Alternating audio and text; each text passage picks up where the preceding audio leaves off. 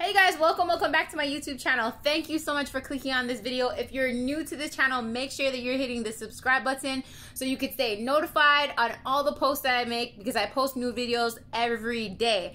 Also, with that being said, make sure you're hitting that little bell that gives you the notification exactly when I post up the video. So thank you so much for clicking on this video, you guys. And if you clicked on the video, you already know what I'm going to talk about, to bring you guys some tips and tools, and also just to bring you some knowledge on being the side chick.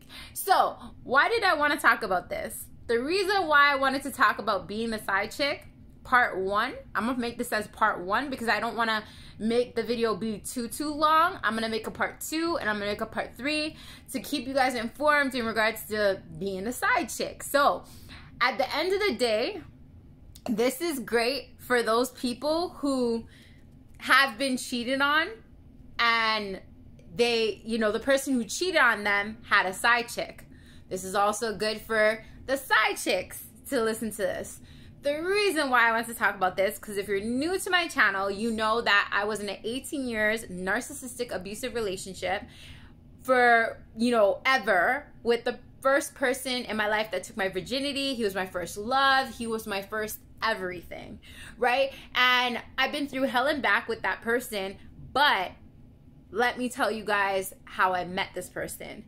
And then you can relate, you can see if whatever that I talk about in this video resonates with you and say, okay, great, if you experienced something like this before. And whatever I talk about in my videos, I only talk about shit that I've experienced, been through, done that, and I've learned and grown from it, that I'm sharing now tips with you guys and how you can learn and grow from your situations with whatever resonates with you from what I say in my video. So I always tell people, don't listen to what I'm saying, just take what resonates with you. Listen to your gut, listen to your intuition, and that'll tell you if what I'm saying makes sense for you and resonates with you. Always trust your gut, trust your intuition. Don't trust what other people are saying. Trust yourself, right? So with that being said, my story and how I met my ex is, he met me and he took my virginity. We talked for about a year before he took my virginity. I did not know that he had a girlfriend. I did not know at all. I was young. I was only like 15 turning 16, and then we were talking at 16 to 17. And then he took my virginity around 17, and I didn't know that he had a girlfriend. Had no idea until I found out from my close babysitter kind of friend, was best friends with the girl that he was, you know, with his girlfriend. And then I found out from her, and then when I confronted him about it, I was so super upset. I told him, I don't want to ever talk to you ever again, But because I was so young and in love, I'm going to be completely honest with you, like, I had daddy issues. Like, I didn't know my dad really. We weren't really talking. You know, my mom always was talking to different guys. Long story short, I just had some real internal insecurity issues, right? So literally, this man had me wrapped around his finger. And I don't know who can relate to this, where you are going through so much in life, and then this one person comes and sweeps you off your foot, does everything right. Like, I thought this man was just my king, you know? I was the queen and he was my king. The end of the day, and as I told you earlier on in the video, like, he was a narcissist. I found out later on that he learned what a narcissist is, right? And a lot of times, if you educate yourself on narcissism, they will do the most, the beginning of the relationship, to make you feel like you're everything, they're everything that you wanted and more, and suck you in and suck you dry of all your energy and everything you have to give. And then they will drop you in the blink of an eye. And a lot of times, right? A lot of times, not saying all the time, a lot of times narcissists, they cheat. They have different supplies, right? I was a new supply, right? So at the end of the day, I found out that he had a girlfriend, and I tried so hard to stop talking, but he didn't want to let me go. I ended up getting a boyfriend, and then even though I had a boyfriend, I was still so attached to this person. And I ended up just allowing him to use me. Whenever he felt like it, he would call up somebody to sneak me out of my house to go see him, to go give him what he wanted from me. And that was just basically sex. And at the end of the day, I was so in love with this person. I was letting them use me, right? And I didn't know any better. And even though I know he had a girlfriend, I still wanted him to see me. I wanted him to choose me. Everything inside of me wanting him to choose me. And even though he was completely honest with me, he said, I would never leave my girlfriend for you. But I do love you. I do care about you. I do this. I do that. Blah, blah, blah, blah.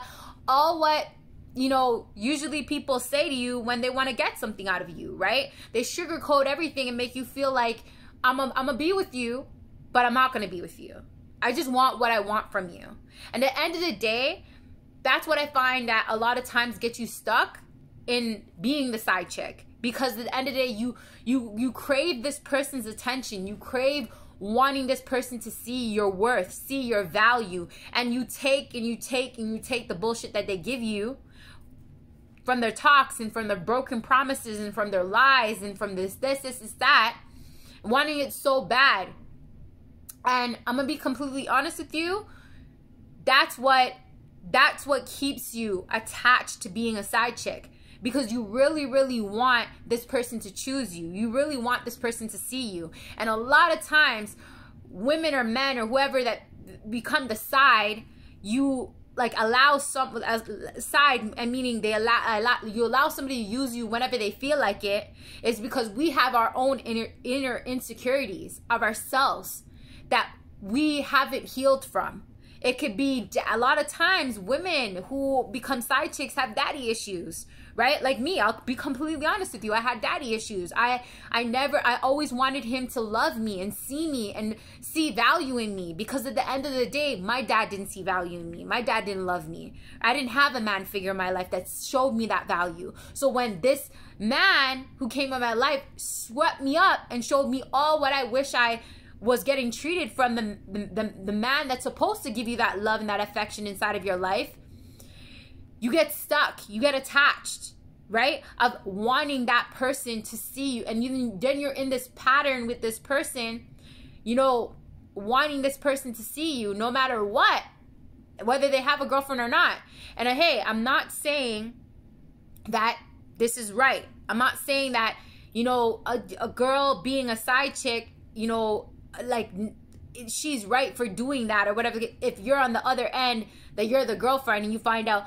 I'm just saying, at the end of the day, there's always two sides of a story. And the girls that become, most of the times that become the side chicks, is because the man that you're with, if you're with a guy right now that cheated on you or whatever and left you for the side chick, or if you're the side chick listening to this and you're waiting for that man to leave his girl or whatever the case may be, at the end of the day, you got to look inward and you got to ask yourself, what's lacking inside of me to accept to become second best, right? What's lacking inside of me that I'm not showing myself enough love to need this person to give me this, right? And sometimes I find that we manipulate our own selves by telling ourselves lies that, oh, this person's gonna leave them. I have the best this. You know what I mean? I'm the best in bed. I'm the best in this, and I'm prettier than this person, or I have more than this and this person, and this is. At the end of the day, honestly, we sometimes manipulate ourselves to say that we have these stuff to stay in this situation, thinking. And again, I learned from being the side chick that it's a lot of times it's ego driven. I was so ego driven, thinking to myself that I'm the best. I'm the best. He's going to leave her for me, and I'm never going to leave him alone because I want him to see my value, and I want him to see that I'm the best, and I would do everything possible to show him that I'm better than that other girl.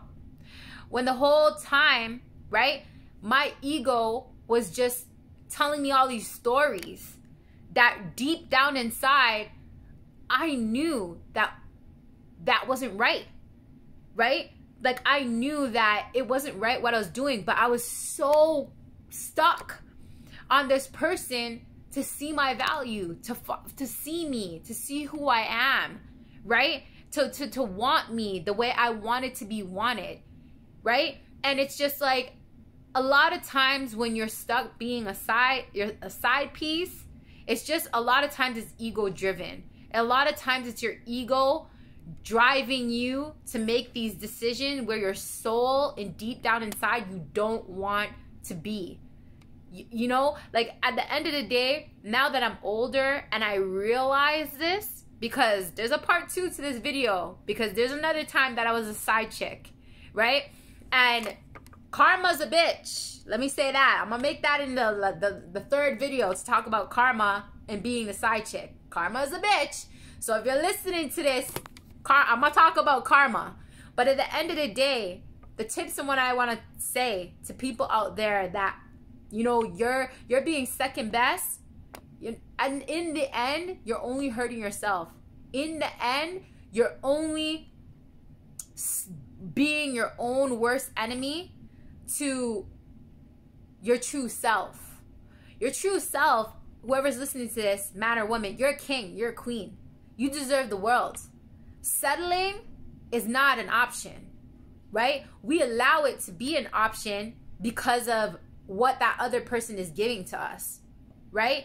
And a lot of times we allow it to be an option because we have inner insecurities or we have inner traumas from our past. A lot of the shit that we accept as an adults, right, is because at the end of the day, it's shit from our past that we don't want to face and we don't want to admit. So at the end of the day, it's digging deep. The only way that you can heal from being this settling for second best and being a side piece and getting what you really truly deserve is seeing the true traumas within that needs to be healed. Seeing the true holes within inside of yourself that you're wanting so badly of that other person to fill, right? Doing the inner work, really talking to yourself, loving yourself, working on yourself, and replacing what that person was giving to you with you giving it to your damn well freaking self. And knowing at the end of the day, if somebody's willing to make you second best, ask yourself, how are they seeing themselves, right? If they're willing to treat somebody else as like how they're treating you. How are they treating themselves? How do they see themselves? Because people are only going to treat you, number one, the best way they know how to, because that's how they treat themselves, second best, and then how you allow them to treat you. So you got to remember that. At the end of the day, they're only going to treat you the best and you allow what you allow. So you can, your ego can cloud you and make you feel this way and make you feel that way. But listen to me. At the end of the day, you're a king, you're a queen. God did not create you on this earth to settle for second best or be second. You're first place inside of your life, only if you see it that way. And only if you're allowing for you to be first place inside of your life. Because you're the king or you're the queen of your life, not nobody else. You and you alone.